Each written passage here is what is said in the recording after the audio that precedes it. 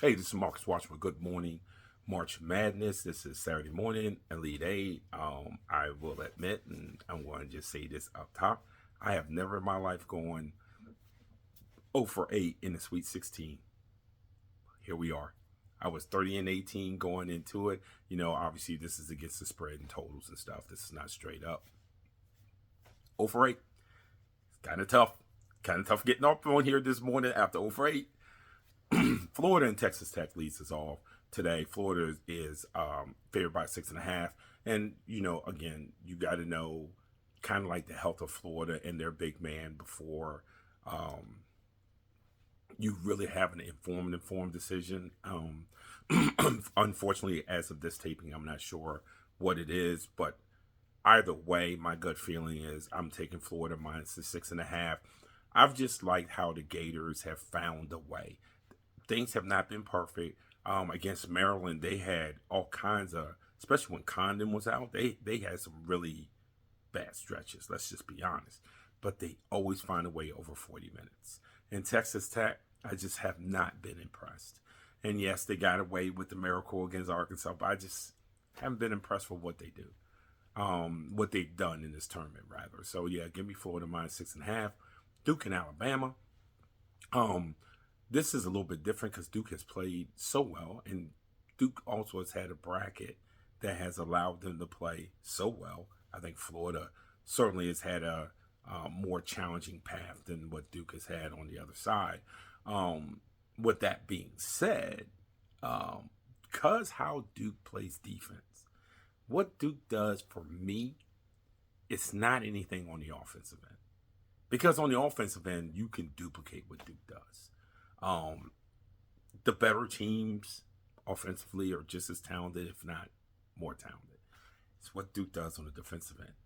The idea, and I will keep saying this, the idea that someone like Shire, who, yes, Coach K anointed him the next, but someone who is relatively young as a college head coach can get these guys to defend on a string the way they do. Whether they're in rotation, it doesn't matter. The commitment to defending and selling that in a gym. Now, you can say he has all the leverage in the world because he could bench a 5-star to bring a 5-star off the bench.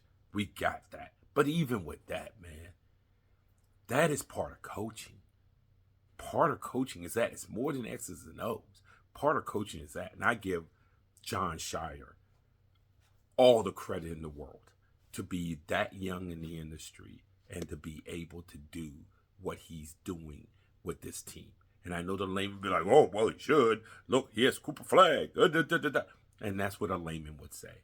But if you've ever been a coach and you've ever understand that, and you're in college practices as much as I'm at college practices, or covering college games as much as I'm at college games, I'll tell you right now, man, I appreciate what Shire has done with this team.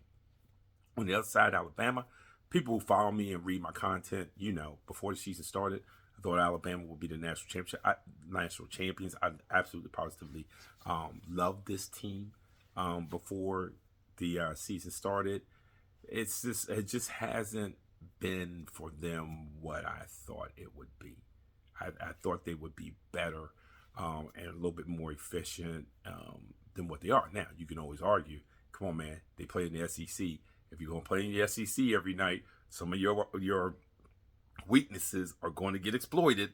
I understand all that, but they haven't been what they haven't been what I thought they would be. So with all that being said, I'm going to take Alabama plus the 7.5.